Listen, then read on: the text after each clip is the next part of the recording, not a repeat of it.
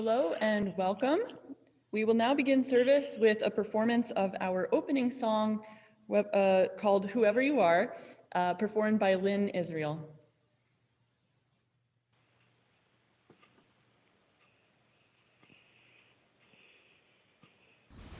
Whoever you are, we welcome you. Wherever you come from, we welcome you. Whomever you love, we welcome you. Whoever you are, we welcome you. Wherever you come from, we welcome you. Whomever you love, we welcome you.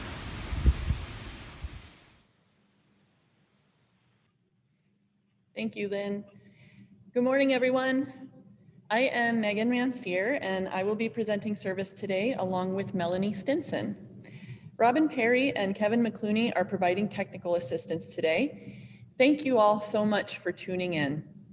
We're glad that we can keep in touch and support our community, even if we can't be together in person. Please be aware we are recording this service, and it will be posted on our Facebook and YouTube pages. We gather today to foster our understanding of our place in the universe, embracing the worth and dignity of all, supporting justice, equity, and peace in our world, accepting one another as we search for meaning, and respecting the connectedness of all life. Please take a moment to think of all your friends at MVUUC. Greet them with a comment in the chat box. And remember that you can still reach out to them through email, phone, social media, or video chat. Physical distancing does not need to mean emotional distancing. Let us support one another.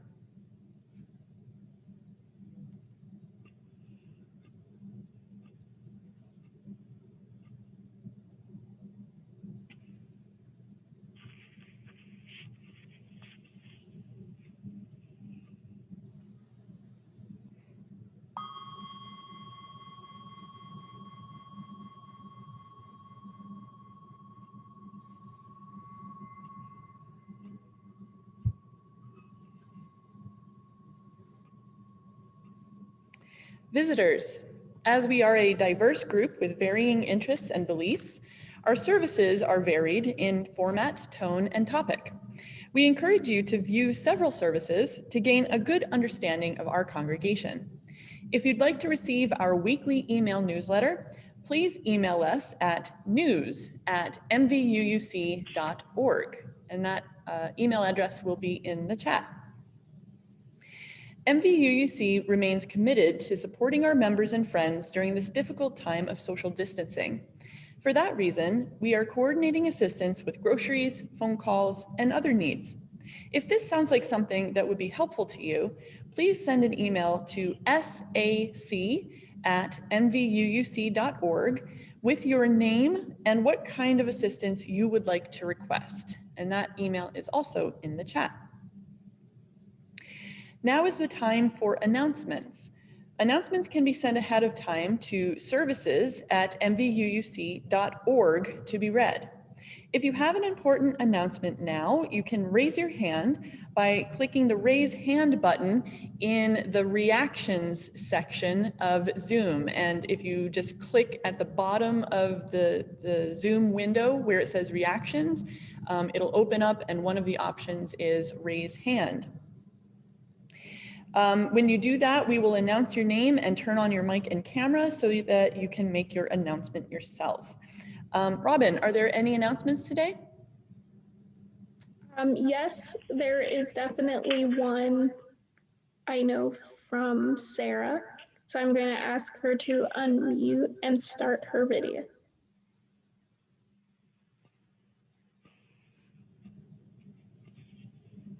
Hi, you guys hear me? Yes. Hi. Okay, so my announcement is that for RE, but it's open to everyone in the congregation, we are having a stuffy sleepover on Friday night at church. So You know, we can't get together in person for a sleepover, and kids are really missing sleepovers. So you're going to send your stuffed animal in your place. So there will be a drop bins at church by the doors, starting on Thursday at 4 p.m. through Friday at 6 p.m. You can drop off one stuffed animal each. Adults can drop off a stuffed animal too. Just make sure your stuffed animal is labeled with its name and your name. And then I will guide them through a sleepover. We'll do games and songs, and I will take video of it all. And then you can pick up your stuffed animal on Saturday morning. And on Sunday, I will share the video with the kids at RE, but also the service if you would like to see it. That's it. That's an amazing idea. Thank you, Sarah. Yep, thanks. I really like that idea. So there is one other announcement from Winnie. Oh, okay. There is a spirit and practice workshop today at 1 p.m. on Zoom.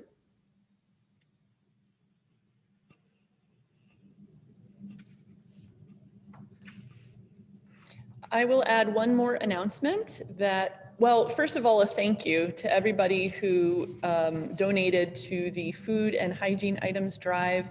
There was, if you saw the article in the BG Independent, there was an overwhelming response to their Martin Luther King Day food drive that they do on an annual basis. This time it was socially distanced, and we participated. Our donations went into this, massive effort by the BG community. So thank you again for everybody, to everybody who donated. It made a really big impact, I think.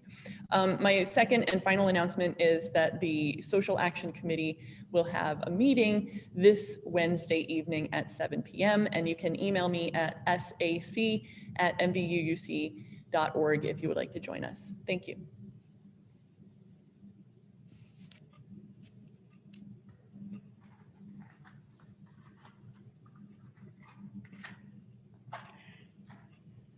The chalice will be lit today by Megan. Please join me in reading the words for the chalice lighting that appear as a comment in the chat box. May we know once again that we are not isolated beings, but connected in mystery and miracle to the universe, to this community, and to each other.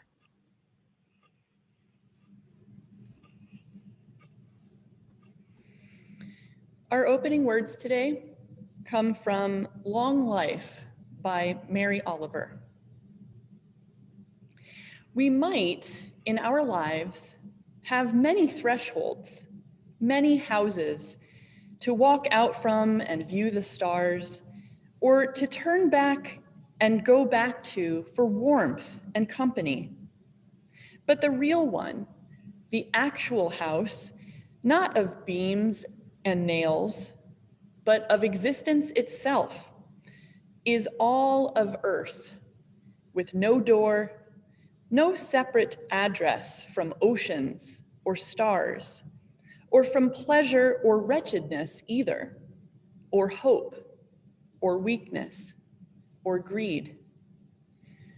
How wonderful that the universe is beautiful in so many places and in so many ways. But also, the universe is brisk and businesslike, and no doubt does not give its delicate landscapes or its thunderous displays of power, and perhaps perception too, for our sakes or our improvement. Nevertheless, its intonations are the best tonics, if we would take them. For the universe is full of radiant suggestion. For whatever reason, the heart cannot separate the world's appearance and actions from morality and valor. And the power of every idea is intensified, if not actually created, by its expression in substance. Over and over again in the butterfly, we see the idea of transcendence. In the forest, we see not the inert, but the aspiring. In water that departs forever and forever returns, we experience eternity.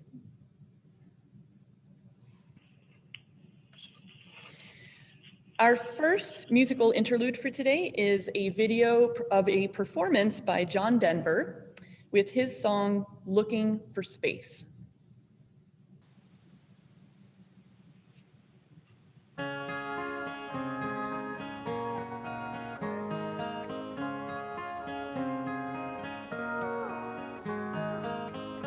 On the road of experience and trying to find my own way. Sometimes I wish that I could fly away.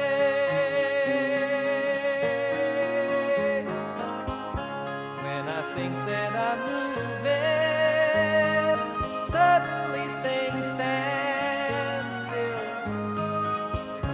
I'm afraid 'cause I think they always will.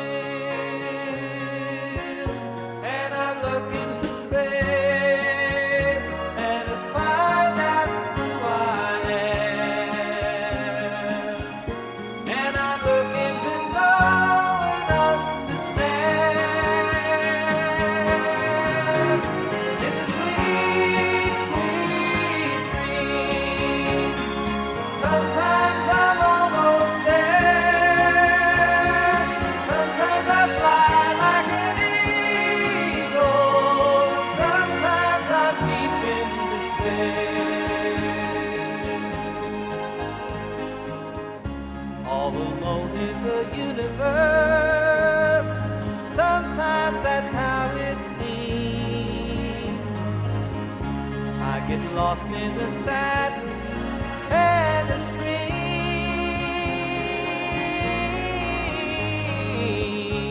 and I look in the center. Suddenly everything's clear. I find myself in the sunshine and my dreams, and I'm looking for space and to find out who I am. And I'm looking to know and understand. It's a sweet, sweet dream. Sometimes I'm almost there. Sometimes I fly like an eagle. And sometimes I'm deep in despair. On the road of experience, joining the living day. If there's an answer, it's just that way. When you're looking for space and to find out who you are. When you're looking to try and reach the stars. It's a sweet, sweet, sweet dream. Sometimes I'm almost there. Sometimes I fly like an eagle. And sometimes I'm deep in despair. Sometimes I fly like an eagle. Like an eagle, I go flying high.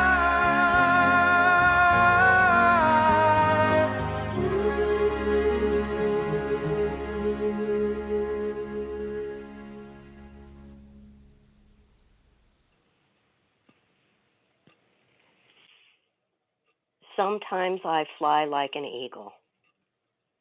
Don't we all wish we always could have perspective? The great mystery. What is it? unexplained, inexplicable, eternal, transcendent, larger than us, larger than human life. A puzzle? A riddle? This includes the mysteries of our birth, death, and events of our lives. And I wonder, is there a presence to it? Is there a presence to the mystery? I'm using many ideas from the book A Religion of One's Own, a guide to creating a personal spirituality in a secular world, by Thomas More, who was a monk from the age of 14 until 6 months before his ordination in his mid-20s, when he left the monastery and the priesthood because he was driven by intuition. He became a therapist, a university professor, and a musician. More suggests a kind of immersion in the wonder and the magical enormity of the universe. It's kind of an unlocking of the treasures within us and around us. He suggests borrow from traditions worldwide, from cultures. If you have a trouble with the word religion, look at that. Where does it come from? Because there's a lot of religions, and we can just simply say they're traditions. They may incorporate rituals. What about legends and myths? He also suggests to ask questions. What is it about a book, a poem, a spiritual practice that moves you, if it does? I'm going to read directly from his book. He says, "From the Sufi poets, I learned to be inebriated with the divine that is all around me. To seek divinity, they say, is like standing in a lake and feeling thirsty. They show me how to dance like a planet circling the sun, embodying the attraction of every being to its source of life. From St. Francis, who may have been influenced by the Sufis, and from Native Americans, I learned to relate to the natural world as to family. Brother sun and sister moon, the grandfathers and grandmothers in the sky. I feel connected rather than detached from the world, living on an enchanted planet, rather than one that has been merely explained and exploited. The spiritual traditions educate and enrich the imagination. Without them, how could we possibly see the great range of powers that push us in all directions as we try to make sense of life? Each tradition gives us a clue about how to address a particular aspect of the mysteries that challenge us, especially the big one of how to make sense out of a life that doesn't go on forever." One thing that Thomas More does not touch on, although he does in having us look at books and maybe epics, are movies. And being a screenwriter, that's one of my favorite places to go. Not only for the rousing music, but for the stories themselves. Think of The Hobbit, Lord of the Rings, and I particularly like Star Wars. How does the force that's with you appear in you and around you? Can you train for it? Is that what the martial arts are for? Aikido uses energy. Are there one or more Obi-Wan Kenobis in your life? Is there a Yoda mentor? Do you need one? Have you ever thought of your life that way before? Is the mystery only God driven? Are there only deities? Or is it nature driven? Is it energy? Is it a big mind, like a computer, all around us, running things, and we get downloads every so often? Is it the net of light, also known as Indra's net, and by physicists as the cosmic web, which I believe really exists? What about the Fibonacci sequence? Oh my goodness. You take a look at that one. And I'm supposing that a mathematician could explain it a lot more than I could. I'm not even going to try. But it holds within it the golden ratio, and that leads to the golden spiral, and you can see that everywhere in nature, including in the center of a sunflower, in the petals of a rose, and in shells. And geniuses all through time have been intrigued by it and used it to invigorate their lives or their work. Moore cites countless examples of artists immersed in their work who lose the boundaries of self like a mystic. He claims it in his own woodworking. And this kind of loosening of boundaries, communing, becoming one with something, can be true of anyone. Scientists, musicians, gardeners, chefs. As a parent, you may experience a moment of bliss as you step back and look at your children. The wonder that they are, how they're developing and growing, the things they say. Moore suggests that this spiritual questing can't be just one experience. It needs to have your imagination. You need to have kind of a willing participation, although I suppose you could resist it. You need to cultivate the sacredness, the mystical moments, so they multiply and you take these experiences seriously and make something of them. You have to look for the clues offered you in the mystery. You have to weave them into your thinking. Weave the mystery and its possibilities for you. Feeling and relating to it. So the experiences and the clues become part of your life and identity. What words do you use? What words do you hear around you? Do you feel guided to something? Were you called to your profession? Are you led?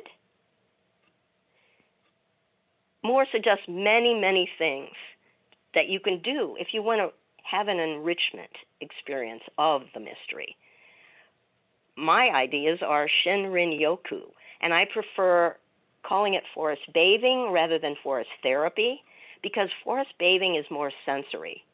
And I guess because I'm an artist and it kind of allows for aromatherapy, it allows a soundtrack of birds, other animals, wildlife in the forest chattering, and it allows you to feel and notice what's underfoot, what crunches.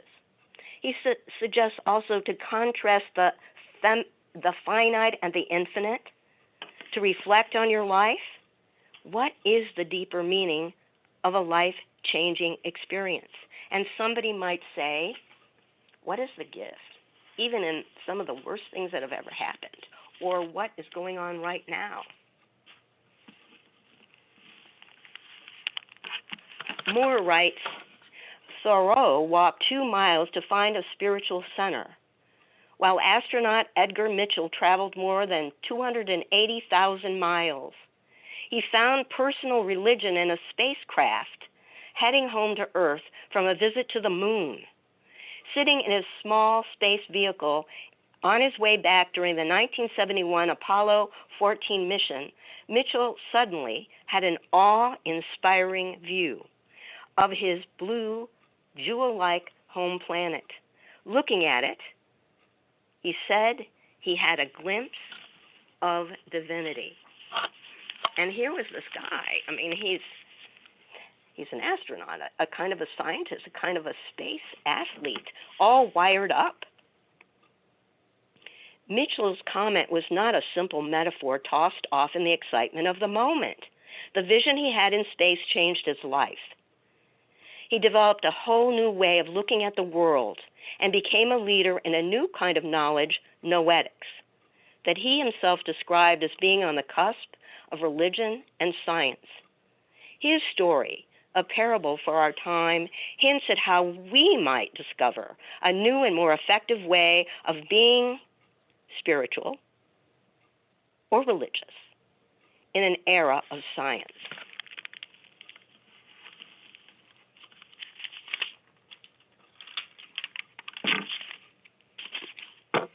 One etymology of religion, religare, to bind together. Thomas says it describes the bond between you and your world, and ultimately with the hidden, invisible, yet pulsing, breathing, singing of the source of all that is. He also speaks of the importance of community and calls it communitas. I think we can recognize that one. You use accept contradiction and ambiguity. And although Albert Einstein was not a UU, many UUs like his ideas. One thing he said was the most beautiful and most profound emotion we can experience is the sensation of the mysterious. It is the fundamental emotion that stands at the cradle of true art and true science. He who knows it not and can no longer wonder, no longer feel amazement, is as good as dead, a snuffed out candle. He also said, imagination is more important than knowledge. What? How can he say that? What does he mean? Perhaps he says it because without imagination, knowledge would be stagnant. It wouldn't have any room to expand. We wouldn't need knowledge because we wouldn't have the inspiration or motivation to seek it. I know that Thomas More had a reason for writing this book. It's in his book. It's also at the end. He says, our society does crazy things routinely because it has forgotten religion. And I don't think he means Catholic Christian. I just think he means the spiritual path. Society is trying to go it alone. It thumbs its nose at mystery and suffers the consequences. We need to be skilled at dealing with the mysteries of love, illness, work, intimacy, and death.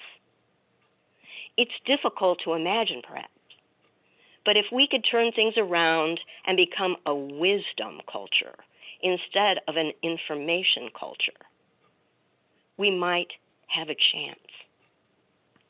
If we could discover the importance of play over hard work, image over interpretation, and love over control, we would be inching toward bliss. If we could each have the pleasure of living a spirituality of our own, creating our own sacred space, we might live in harmony and mutual joy. And I don't want to end with that. I want to end with something from one of my favorite spiritual, mystical poets, Rumi. Today is like every other day. we wake up empty and frightened. Don't open the door to the study and begin reading. Take down the dulcimer. Let the beauty we love be what we do. There are hundreds of ways to kneel and kiss the ground. Thank you, and namaste.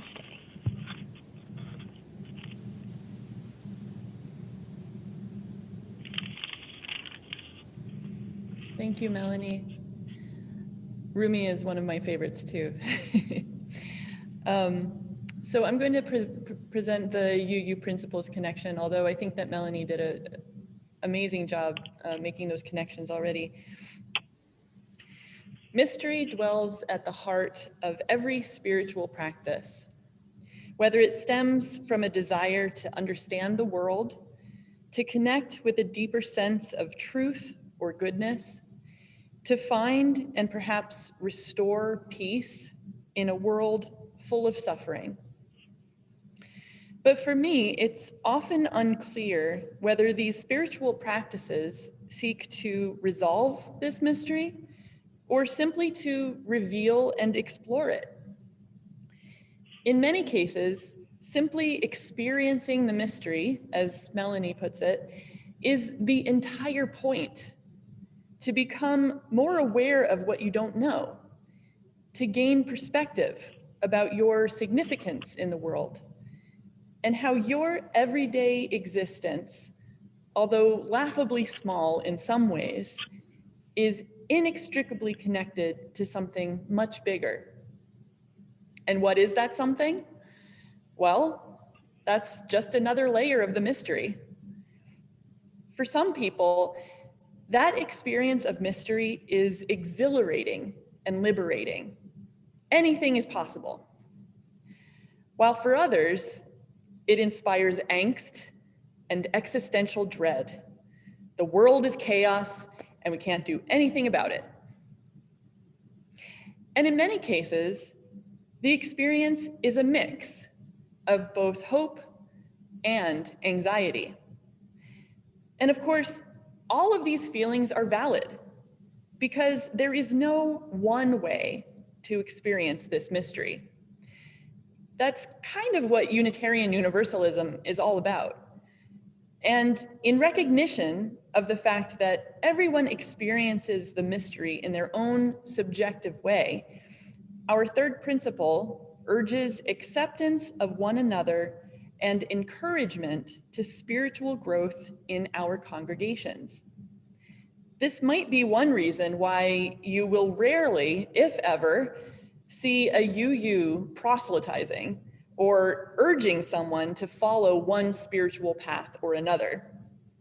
We might make helpful suggestions or invite one another to a yoga class, a drum circle, or a Zoom service, but in a friendly and low pressure kind of way. I think a helpful corollary to the third principle is the fourth principle, which focuses on a free and responsible search for truth and meaning. I always like to emphasize the responsible part of this principle, since although we like to say that we accept all beliefs, UUs are expected to understand the difference between embracing mystery and embracing falsehoods or conspiracy theories. And we've seen and continue to see firsthand what happens when that kind of irresponsible search for meaning is allowed to go unchecked. But the fact is, humans seek meaning almost as a matter of instinct. We are meaning-making animals. One example is the phenomenon of pareidolia, or the tendency to perceive a specific, often meaningful image in a random or ambiguous visual pattern. If not taken too seriously, this human tendency can be a source of fun and imagination, like seeing animal shapes in the clouds or a silhouette of the Virgin Mary in your latte foam. But when allowed to go unchecked, pareidolia can cause us to believe in things that don't exist, to see connections that aren't there. The responsible part of a free and responsible search for truth and meaning places the onus on us to be able to distinguish between imagination and machinations, between coincidence and conspiracy. Experiencing the mystery can be a beautiful exercise in immersing ourselves in the unknown, but never at the cost of drowning in it. Our ability to reason is one of the most beautiful and important mysteries of all, and we should never forget our responsibility to use our minds as well as our hearts in the search for truth and meaning.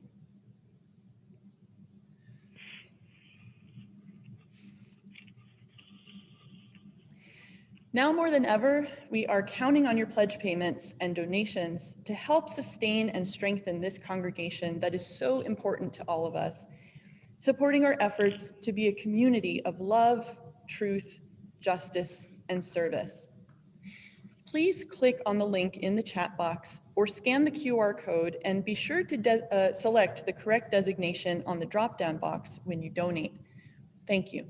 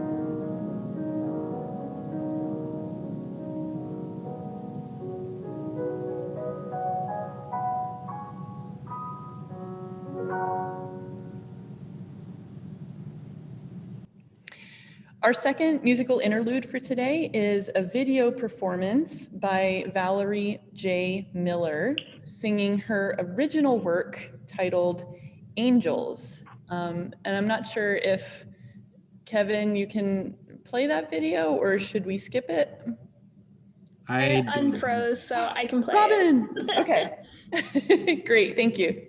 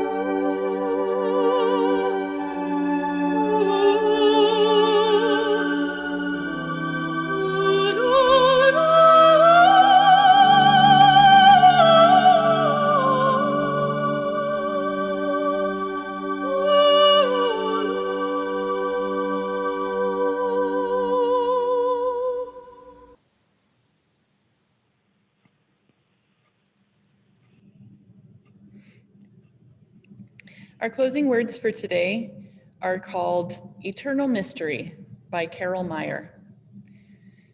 May we open ourselves ever more fully to that eternal mystery which lures us onward toward life and creativity.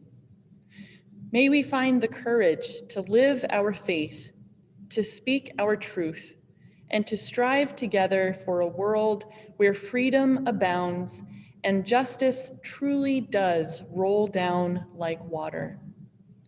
May we know the fullness of love without fear, and the serenity of peace without turmoil. May we hold one another in the deep and tender places with compassion, and may we grace one another by sharing our own vulnerabilities, being ever mindful of the divinity within that makes soulmates of us all.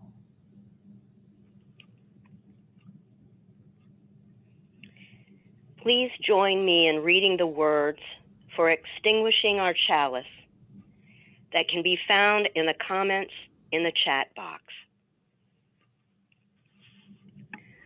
Let us go forth from this time together with the resolve to stop trying to reduce the incomprehensible to our own expectations, so that wonder can find space to open up our minds and illumine our lives. Marjorie Newland Learning.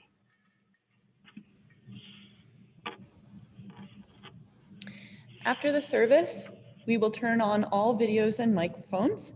Please feel free to stay in the Zoom and chat with your fellow MVUC members and friends for our coffee hour.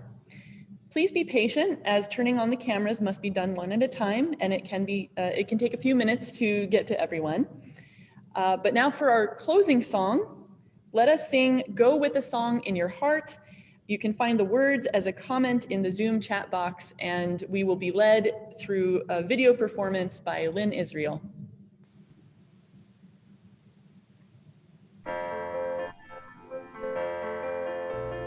Go with a song in your heart. Go with music in your soul.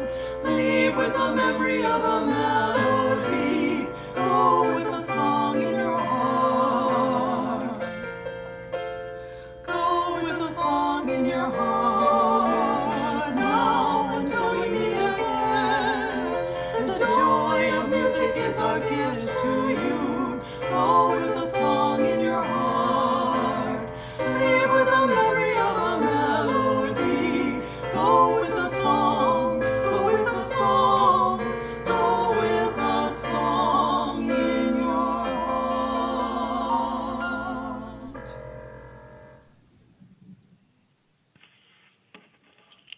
So that is the end of service, but please stay for the virtual coffee hour that follows.